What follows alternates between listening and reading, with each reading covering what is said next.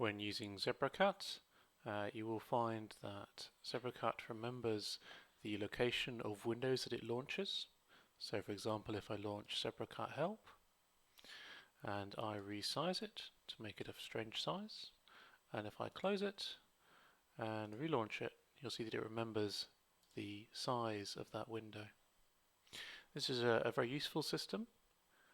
However, there are times when it can get confused, particularly if you have multiple screens attached to your PC.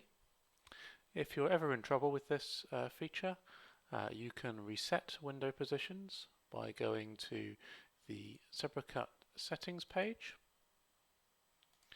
and then looking into General, and then you can check the box for reset window locations, and that will go through and reset the remembered positions. So when I launch this, you can see the help window is now taken a default size.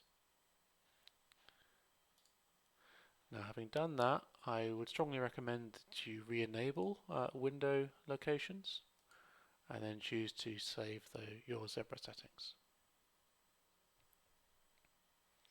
And you can see that ZebraCut will now remember the size and location of different windows that it launches.